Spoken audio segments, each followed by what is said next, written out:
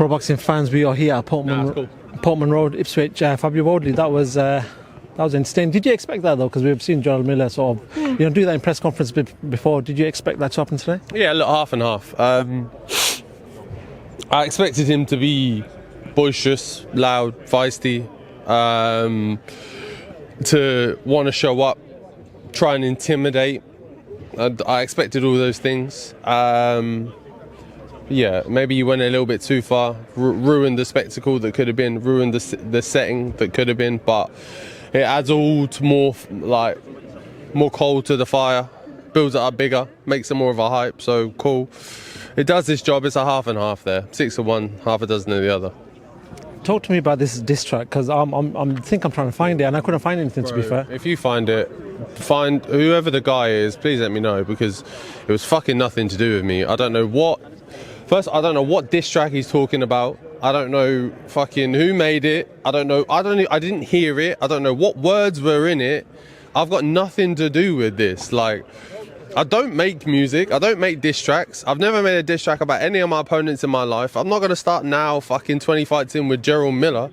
Like, I don't get where this has all come from, but he seemed to take real offence to it. He seemed to be really upset by it. It really set him off. So, I don't know, whatever, man. But like, the long and short of it is, I had nothing to do with it whatsoever. Hence why I was so confused. I was like, what the fuck are you talking about? I hadn't even heard the song myself. But look, if he's that upset about a song, about some lyrics, then Jesus Christ, this build-up's going to be easy to set him off. Let's talk about the boxing side of things though. Jarrell Miller, do you feel like he's your toughest opponent today? Do you feel like he poses the most amount of problems to you, compared to your last opponents that you've had? He's definitely my toughest opponent today. Whether he poses a bunch of different questions, maybe not. I think he's very much a one-trick pony. You know what you're going to get with him. So in terms of posing questions, I know what the questions are. You know what the answers are.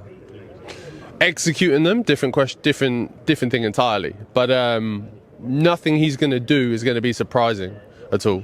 He's not about to start coming out like Ali, bouncing on his toes, flying around, popping jabs and moving, head movement, bobbing, all this shit. You know what he's going to do. So we know what to prepare for. Just a final one on this one. How much would a win over Jarrell Miller push you forward into the big boys? I know you're looking at world titles, and this is an interim title fight, but how much does that project you to the big boys on the world title stage? Yeah, look, it throws me right in the mix.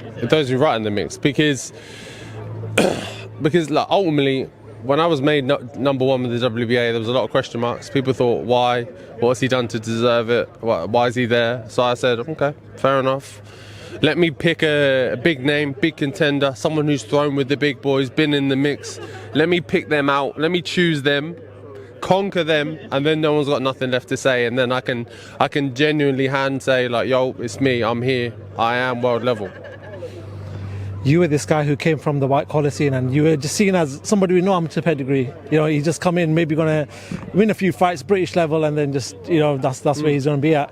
How much, first of all, I know you don't want to stop and be proud of yourself, but how much have you taken all these moments in the journey from that white collar fights scene to this scene? Yeah, look, it's been a wild journey, a roller coaster of ups, of a lot of ups, a few downs along the way. Don't get me wrong, it's not all been plain sailing, but there's been some good ups and downs. But yeah, I take a moment every now and then to reflect and go, yeah, you know what, you're not doing half bad. Things are going all right for you. You're doing okay. But yeah, I try not to sit in it for too long, because there's jobs at hand, there's tasks that need to be done.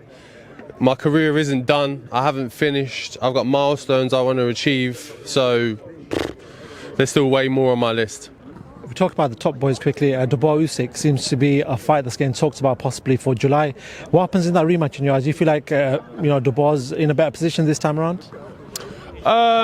He's definitely more experienced. It's always, especially speaking from my own experience, it's different having a rematch with someone that you shared the ring with already than it is going into a fresh fight that you've never shared the ring with someone, because you have a level of familiarity.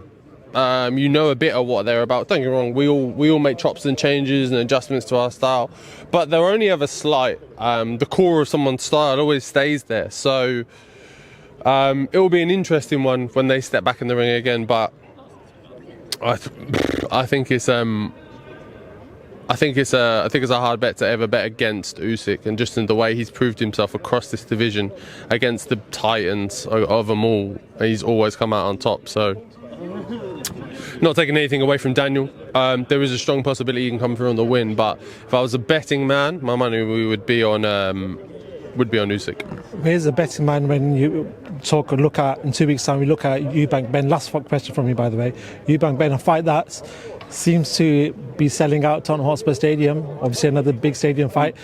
Where's your bet on there? I like Ben, but I think I'd go with Eubank. I think size will play a factor. I think size and weight will play a big factor. I think the biggest kind of takeaway, the reference point you could use would be like Canelo and Bivol. Would be a clear one of, don't get me wrong, Canelo is a fucking wizard and a master at his job and what he does, but when he got in there with Bivol and he was hitting him with shots and they just weren't hitting the same, they didn't have the same impact, they didn't back him up the same, they didn't do the same kind of damage. And I think it will be a similar thing with Eubank and Ben. Fabio Wardley, thank you very much for your time, sir. I know it's cold. It looks nice out there, but it is actually a little bit cold. Thank you very much, sir. I appreciate your time. Thank you very much. Thank you.